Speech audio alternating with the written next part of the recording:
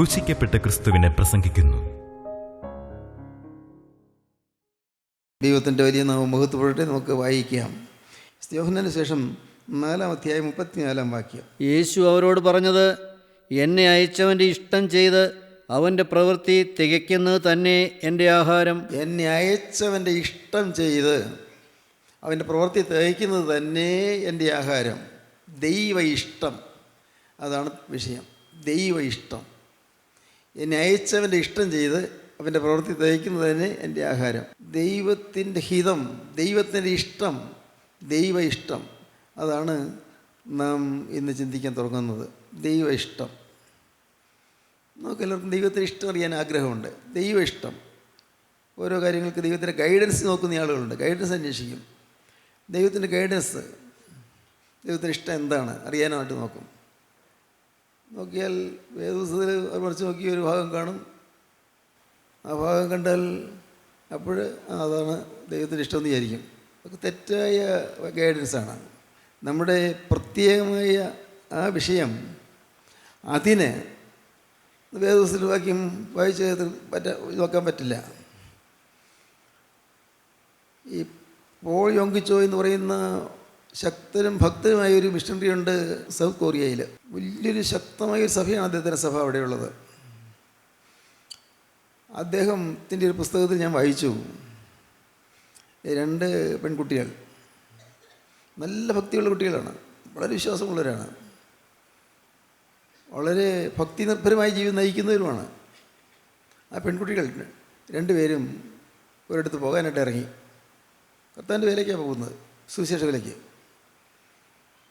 അവർ പോകുന്ന വഴിക്കൊരു പുഴയുണ്ട്.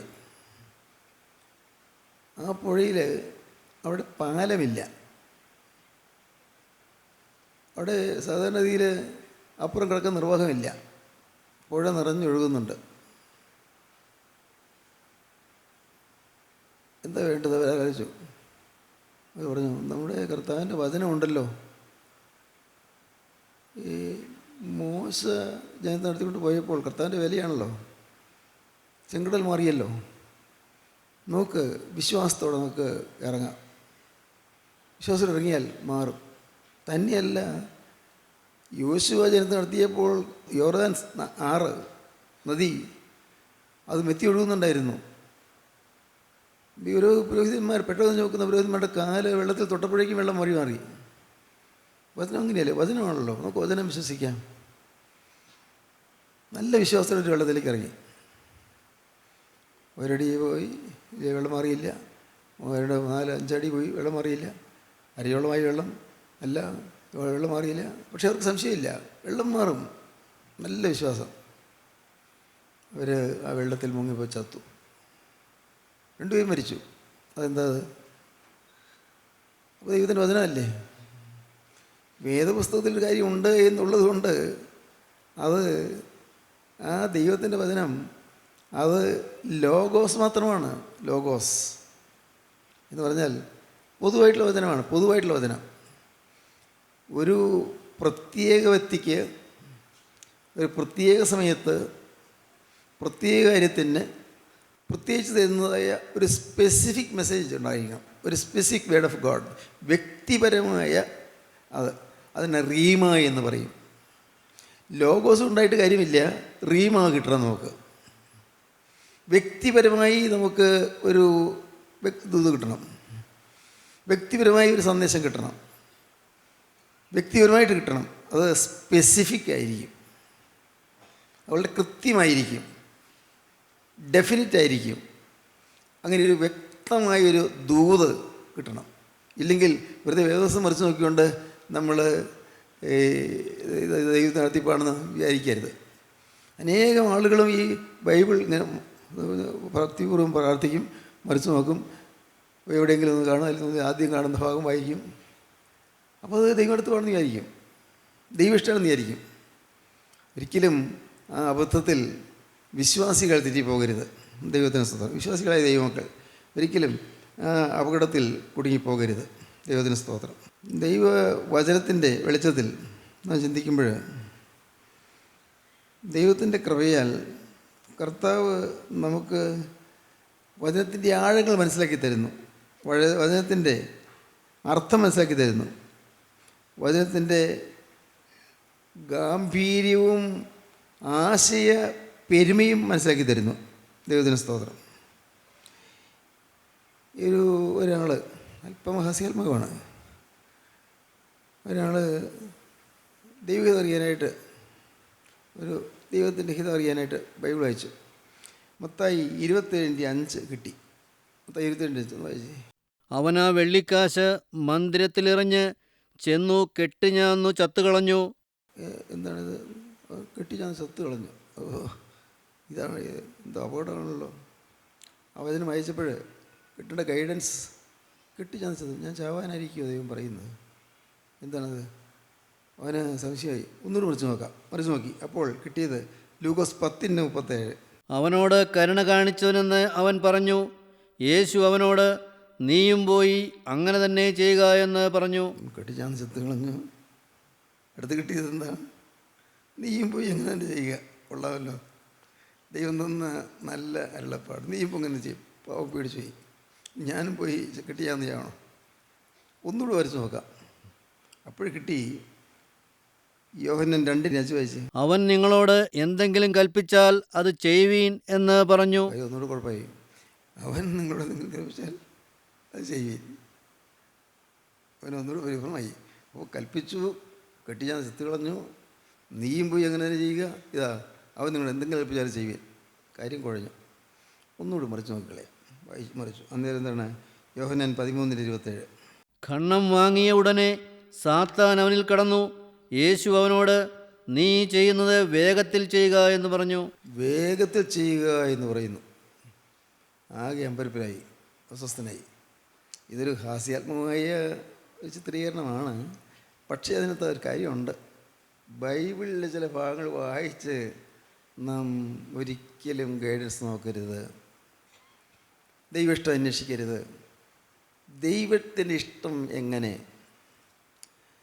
ഒരു നല്ല പുസ്തകമുണ്ട്, ഫൈൻഡിങ് ഗോഡ്സ് വിൽ, ദൈവത്തിൻ്റെ ഇഷ്ടം കാണുന്നത് എങ്ങനെ എന്നതിനെക്കുറിച്ച് എന്നൊരു പേരിൽ ഡോക്ടർ സാക് പുന്നൻ ഒരു ഇംഗ്ലീഷ് പുസ്തകം എഴുതിയിട്ടുണ്ട്. മലയാളം ഉണ്ടെന്ന് തോന്നുന്നില്ല. Finding God's will. ഇംഗ്ലീഷ് അറിയാവുന്ന ഒരു പുസ്തകം വായിച്ചാൽ നല്ലതാണ്.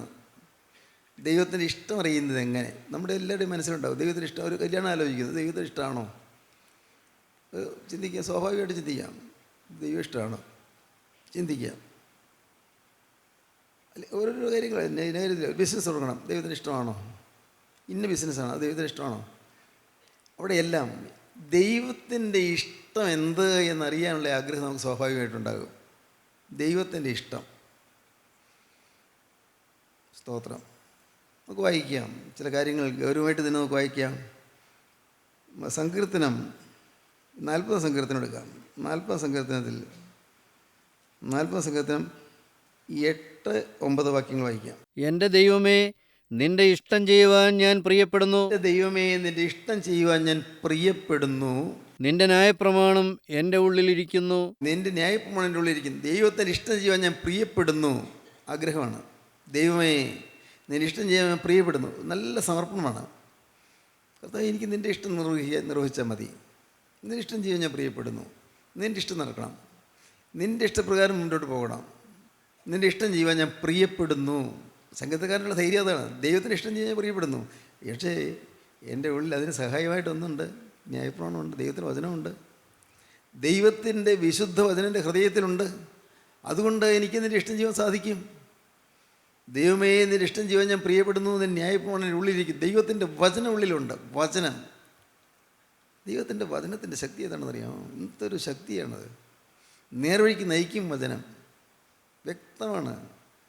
അത് വചനം നമ്മുടെ ഹൃദയത്തിലുണ്ടെങ്കിൽ, ക്രിസ്തുവിനെ നാം പിടിച്ചിട്ടുണ്ടെങ്കിൽ, ആ വചനം നമ്മെ നയിച്ചുകൊണ്ടേയിരിക്കും. പ്രത്യേകിച്ച് ഒരു ഗൈഡൻസ് ആരെങ്കിലും പറഞ്ഞു തരുന്നതല്ല. ഇന്ന കാര്യം ചെയ്യണം, ഇന്ന കാര്യം ചെയ്യണ്ട എന്ന് പറഞ്ഞു തരുന്നതല്ല. വചനം നമ്മുടെ ഉള്ളിലുണ്ടെങ്കിൽ ആ വചനം പരിശുദ്ധാത്മാവാണ്. പരിശുദ്ധാത്മാവ് നടത്തും. ന്യായപ്രമാണം എൻ്റെ ഉള്ളിലിരിക്കുന്നു. സ്തോത്രം. വീണ്ടും വായിക്കാം. മത്തായി 26:39, 26:39. പിന്നെ അവൻ അല്പം മുമ്പോട്ട് ചെന്ന് കവിണ്ണു വീണു. പിതാവേ, കഴിയുമെങ്കിൽ ഈ പാനപാത്രം എങ്കിൽ നിന്നും നീങ്ങിപ്പോകണമേ. എങ്കിലും ഞാൻ ഇച്ഛിക്കും പോലെയല്ല, നീ ഇച്ഛിക്കും പോലെ ആകട്ടെ എന്ന് പ്രാർത്ഥിച്ചു.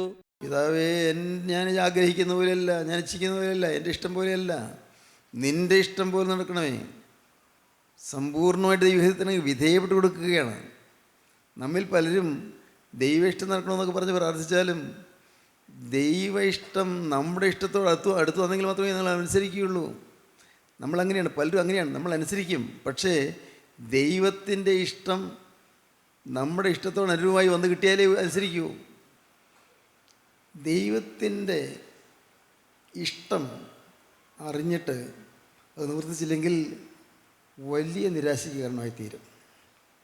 ദൈവത്തിൻ്റെ ആത്മാവ് ഒരു കാര്യം കൽപ്പിച്ചാൽ അത് കണ്ണുടച്ചനുസരിച്ചാൽ അനുഗ്രഹമായിരിക്കും.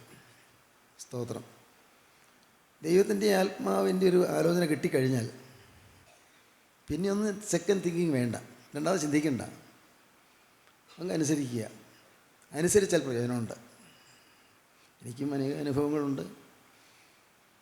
അനേക അനുഭവങ്ങൾ അനുസരിച്ച കാര്യങ്ങൾ ഒരു ചിന്തയും കൂടെ രണ്ടാമതൊന്നും ചിന്തിക്കാതെ ഞാൻ അനുസരിച്ച കാര്യങ്ങൾ ഞാനൊരിക്കലും വിശകലനം ചെയ്യാതെ എന്തിനെന്നോ എന്തുകൊണ്ടെന്നോ ചോദിക്കാതെ അനുസരിച്ച കാര്യങ്ങൾ അനേകം കാര്യങ്ങളുണ്ട്. ഞാനതുകൊണ്ട് തികഞ്ഞവനായി എന്നല്ല, പക്ഷേ പരിശുദ്ധാത്മാവിൻ്റെ നിർദ്ദേശങ്ങളും നിയോഗങ്ങളും അനുസരിക്കുക.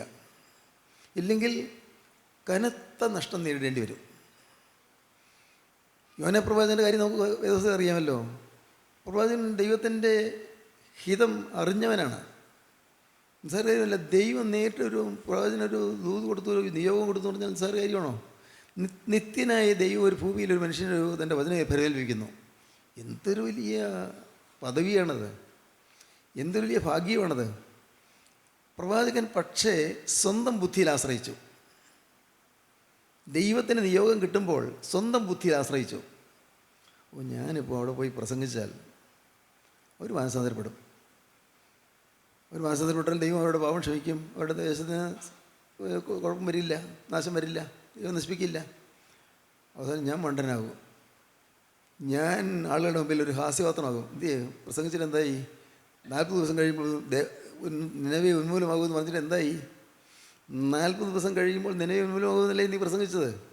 എന്തായി? ഉന്മൂലമായോ? ഇല്ല. അതാ നിൻ്റെ പ്രസംഗത്തിന് ഇത്രയ്ക്കേ വിലയുള്ളൂ. നോക്കൂ, ഇങ്ങനെ ആക്ഷേപിക്കുമെന്ന് പ്രവാചകൻ ചിന്തിച്ചു. ജനം എന്നെ ഒരു സോറി ഫിഗറായിട്ട് കാണുമെന്ന് വിചാരിച്ചു, എന്നൊരു പരിഹാസപാത്രമാക്കി കാണുമെന്ന് വിചാരിച്ചു. ദൈവത്തിൻ്റെ പ്രവാചകന്മാർക്കത് പാടില്ല. ജനം എന്നെ എങ്ങനെ കാണുന്നു, ജനം എന്നെക്കുറിച്ച് എന്ത് ചിന്തിക്കും? പരിഹാസപാത്രമാക്കുമോ? എന്നെ പരിഹസിക്കുമോ? എന്നെ ആക്ഷേപിക്കുമോ? ഇല്ല. ദൈവത്തിൻ്റെ ദാസൻ എപ്പോഴും നിർമ്മമനായിരിക്കണം. എന്ന് വെച്ചാൽ എന്താ?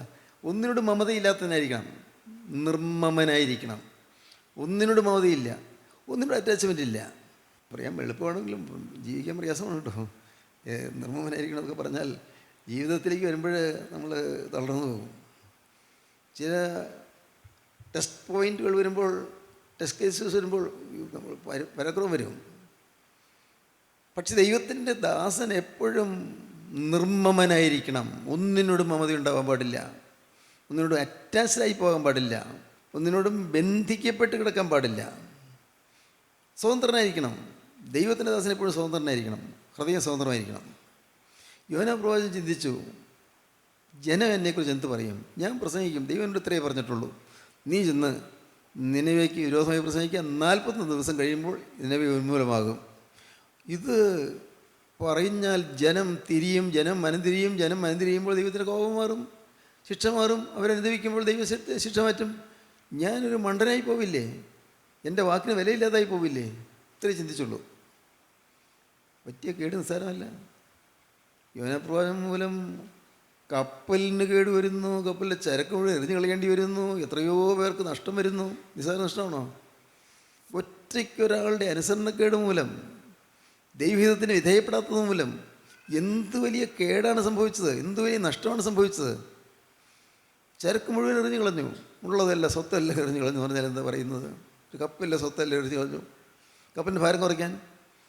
പക്ഷേ എറിഞ്ഞ് കളയേണ്ടത് യോനയായിരുന്നു. അനുസരണക്കേടിനെയായിരുന്നു എറിഞ്ഞ് കളയേണ്ടത്. അനുസരണക്കേടിൻ്റെ പ്രവാചകനെയായിരുന്നു എറിഞ്ഞ് കളയേണ്ടത്. ആ അനുസരണക്കേടിൻ്റെ പ്രവാചകൻ അവിടെ നിന്ന് മാറ്റപ്പെട്ടാൽ മാത്രമേ കപ്പലിന് സ്വസ്ഥതയുള്ളൂ.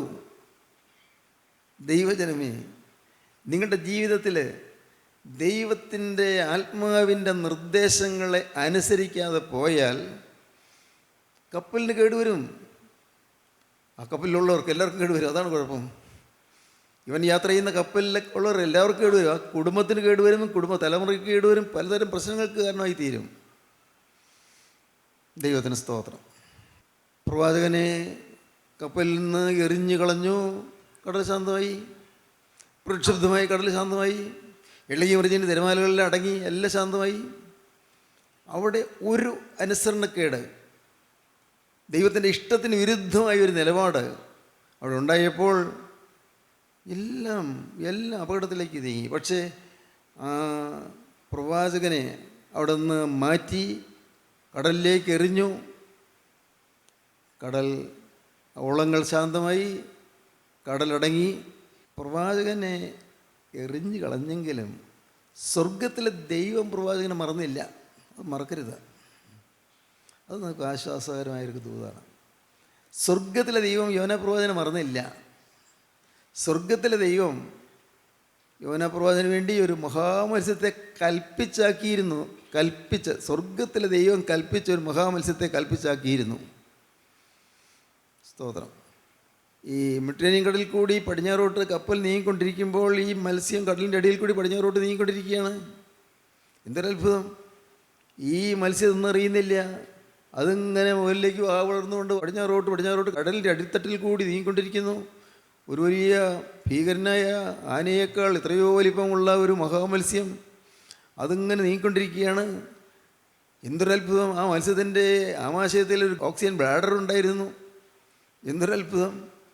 ഓക്സിജൻ ബ്ലാഡർ ആമാശയത്തിൽ ഉള്ളതായ ഒരു മഹാമത്സ്യം ഇങ്ങനെ കടലിൻ്റെ അടിത്തട്ടിൽ കൂടി നീങ്ങിക്കൊണ്ടിരിക്കുകയായിരുന്നു.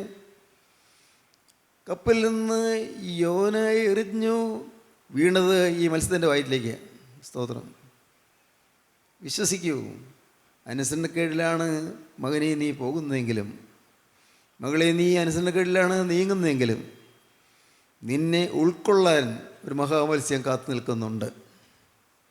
ദൈവത്തിന് വിരുദ്ധമായിട്ടാണ് നീ പോകുന്നതെങ്കിലും നിന്നെ സ്വീകരിപ്പാൻ ദൈവം ഒരു മഹാമത്സ്യത്തെ കൽപ്പിച്ചാക്കിയിട്ടുണ്ട്. ആ മഹാമത്സ്യമാണ് പരിശുദ്ധാത്മാവ്, സ്വർഗത്തിൻ്റെ ജീവനുള്ള ദൈവത്തിൻ്റെ ജീവനുള്ള ആത്മാവ്. സ്തോത്രം. ഈ മഹാമത്സ്യം ഇങ്ങനെ നിൽക്കുകയാണ്. മഹാമത്സ്യം കാത്തു നിൽക്കുകയാണ്. ഒന്നും അറിഞ്ഞുകൊണ്ടല്ല. പക്ഷേ പരിശുദ്ധാത്മാവ് ഈ യോനാ പ്രവാചകനെ അനുസരണം കേട്ട പ്രവാചകനെ സ്വീകരിക്കാൻ, നഷ്ടപ്പെടുത്താനല്ല, സ്വീകരിക്കാൻ തയ്യാറായി കടലിൻ്റെ അടിത്തട്ടിൽ നിൽക്കുന്നുണ്ട്. നിങ്ങൾ വിശ്വസിക്കൂ, ഇതുവരെയും ദൈവഹിതത്തിൽ നിന്ന് വ്യത്യസ്തമായ വഴിയിലൂടെയാണ് നിങ്ങൾ പോയതെങ്കിലും നിങ്ങൾ ഉൾക്കൊള്ളാൻ ദൈവത്തിൻ്റെ പരിശുദ്ധാത്മാവുണ്ട്. നിങ്ങൾ വിശ്വസിക്കൂ. നിങ്ങൾ ദൈവത്തിൻ്റെ വഴിയിൽ നിന്ന് വിട്ടാണ് പോയതെങ്കിൽ ഇതുവരെയുള്ള ജീവിതം അങ്ങനെയാണെങ്കിലും നിങ്ങൾക്ക് ഇനിയും ആശയ്ക്ക് വകയുണ്ട്, പ്രതീക്ഷയ്ക്ക് വകയുണ്ട്. നിങ്ങൾക്ക് ഇനിയും രക്ഷപ്പെടാം. ദൈവം കരുതിയിട്ടുണ്ട്. ദൈവം കരുതുന്നവനാണ്. ദൈവം നശിപ്പിക്കുന്നവനല്ല. ദൈവം കളയുന്നവനല്ല, തള്ളിക്കളയുന്നവനല്ല. ദൈവം സ്വീകരിക്കുന്നവനാണ്. ദൈവം കൈക്കൊള്ളുന്നവനാണ്. ദൈവം സ്നേഹിക്കുന്നവനാണ്. നിത്യനായ ദൈവത്തിൻ്റെ സ്നേഹം. ഒരുപക്ഷെ ഇത്രയും കാലം ദൈവത്തിൻ്റെ വഴിയിൽ നിന്ന് മാറിയാണ് പോയതെങ്കിലും ഇനിയുള്ളതായ കാലം ദൈവത്തിന് വേണ്ടി നിങ്ങൾ വേർതിരിക്കുമെങ്കിൽ ഇന്ന് ദൈവം നിങ്ങളെ സ്വീകരിക്കുന്നു. മാത്രമല്ല, നിങ്ങളെ ഉൾക്കൊണ്ടുകൊണ്ട് നിങ്ങൾ എത്തേണ്ട സ്ഥാനത്ത് നിങ്ങൾ എത്തിക്കും. സ്തോത്രം. കിഴക്ക് നിനവയിലേക്ക് പോകാൻ പുറപ്പെട്ട പ്രവാചകൻ പടിഞ്ഞാറോട്ട് തർശീസിലേക്കാണ് പോയത്. നേരെ എതിർദിശയിലേക്കാണ് പോയത്. ദൈവത്തിൻ്റെ ഇഷ്ടത്തിൻ്റെ എതിർദിശയിലേക്ക് നിങ്ങൾ പോയെങ്കിലും ഇനിയും നേർപാതയിൽ കൂടി പോകേണ്ട വഴിയിൽ കൂടി നിങ്ങൾ നടത്താൻ ദൈവമുണ്ട്. നിങ്ങൾ വിശ്വസിക്കൂ. ഇത്രയും കാലം നഷ്ടവും നാശവുമാണെങ്കിലും, ഇത്രയും കാലം പരാജയത്തിൻ്റെ കാലങ്ങളാണെങ്കിലും, സമാധാനത്തിൻ്റെയും സന്തോഷത്തിൻ്റെയും സമൃദ്ധിയുടെയും കാലങ്ങൾ നിങ്ങൾക്ക് തരും. ശുശ്രൂഷ മടക്കിത്തരും. സ്തോത്രം. എന്തൊരു ആശ്വാസമല്ലേ! ശുശ്രൂഷ മടക്കിത്തരും. യോന പ്രവാചകന് നഷ്ടപ്പെട്ട ശുശ്രൂഷ ഉണ്ടാക്കി തന്നു, നഷ്ടപ്പെട്ട ജീവൻ തിരിച്ചു കിട്ടി, നഷ്ടപ്പെട്ടതായി സന്തോഷം തിരിച്ചു കിട്ടി, നഷ്ടപ്പെട്ട സമാധാനം തിരിച്ചു കിട്ടി, നഷ്ടപ്പെട്ട നിയോഗം തിരിച്ചു കിട്ടി. രണ്ടാമത് അരുളപ്പാടുണ്ടായി. നിലവിലേക്ക് ചെന്നു. അവിടെ 5000-ലേറെ മൈൽ ഈ മത്സ്യം സഞ്ചരിച്ചു. എന്തൊരോട്ടം! 3 ദിവസം കൊണ്ട് അങ്ങ് മെഡിറ്ററേനിയൻ കടലിൽ നിന്ന് ജിബ്രാൾട്ടർ കടലിൽ കടന്ന് അറ്റ്ലാന്റിക് മഹാസമുദ്രത്തിൽ കടന്ന് നേരെ തെക്കോട്ട് ആഫ്രിക്കയുടെ പടിഞ്ഞാറ് അരികത്തുകൂടി തെക്കോട്ട് ഓടി. അവിടുന്ന് ഗുഡ് ഓപ്പുവിനും ചുറ്റി നേരെ ആഫ്രിക്കയുടെ കിഴക്കേ തീരത്ത് കൂടി വടക്കോട്ട് ഓടി ചെങ്കടൽ കടന്നു. നിനവയുടെ തീരത്ത് യോന പ്രവാചകനെ മത്സ്യം ഛർദ്ദിച്ചു. സ്തോത്രം! എത്തേണ്ടടുത്ത് എത്തിച്ചു. സ്നേഹിത, നീ ഇതുവരെയും എത്തേണ്ടടുത്ത് എത്തിയിട്ടില്ല. ദൈവത്തിൻ്റെ വിരുദ്ധമായി നീ യാത്ര ചെയ്തു. എന്നാൽ നിന്നെ എത്തേണ്ടടുത്ത് എത്തിക്കാൻ ഒരു ജീവനുള്ള ദൈവമുണ്ട്. അവനാണ് കർത്താവായ യേശുക്രിസ്തു. അതാണ് ദൈവത്തിൻ്റെ പരിശുദ്ധാത്മാവ്. ഇന്ന് ചെയ്തുകൊണ്ടിരിക്കുകയാണ്, വേല ചെയ്തുകൊണ്ടിരിക്കുകയാണ്. നിങ്ങൾക്ക് മനസ്സുണ്ടോ അവൻ്റെ കാര്യങ്ങളെ കൊടുക്കാൻ? അവൻ്റെ ഇഷ്ടത്തിന് വിധേയപ്പെടാൻ മനസ്സുണ്ടോ? നിങ്ങൾ സ്വീകരിക്കാൻ തയ്യാറായി നിൽക്കുന്ന ആ ജീവനുള്ള ക്രിസ്തുവിൻ്റെ തൃക്കരങ്ങളിലേക്ക് നിങ്ങളുടെ ഭാവി ഏൽപ്പിച്ചു കൊടുക്കാൻ നിങ്ങൾക്ക് ആഗ്രഹമുണ്ടോ? എങ്കിൽ ഇന്ന് നിങ്ങൾക്ക് അവൻ്റെ കൃപയും ശക്തിയും ബലവും ലഭിക്കും. നിങ്ങൾ ആത്മാവിൽ നിറഞ്ഞ ദൈവത്തെ സ്തുതിക്കും. ദൈവത്തിന് സ്തോത്രം. പ്രാർത്ഥിക്കാം. കാരുണ്യവാനേ, മഹാപരിശുദ്ധനായ ഞങ്ങളുടെ സ്വർഗീയ പിതാവേ, ഈ മനോഹരമായ സമയത്തിനായി ഞങ്ങൾ നിന്നെ സ്തുതിക്കുന്നു, ഞങ്ങൾ നിന്നെ സ്തോത്രം ചെയ്യുന്നു. കർത്താവേ, അവിടെ ഹിത നിവർത്തിപ്പാൻ ഞങ്ങളെ തന്നെ സമർപ്പിക്കുന്നു. ഇതാ ഞാൻ വരുന്നു, നിന്റെ ഇഷ്ടം ചെയ്യാൻ ഞാൻ പ്രിയപ്പെടുന്നു. കർത്താവേ, ഈ സമർപ്പണത്തിലേക്ക് എല്ലാവരെയും ആനയിക്കണമേ എന്ന് പ്രാർത്ഥിക്കുന്നു. നാഥ, നിൻ്റെ രണ്ടാമത്തെ ഒരു ഞങ്ങളെല്ലാവരെയും ഒരുക്കണമേ. യേശുക്രിസ്തുവിൻ്റെ അത്ഭുതനാമത്തിൽ പ്രാർത്ഥിക്കുന്നു. കൃപയോടെ കേൾക്കണമേ. ആമീൻ.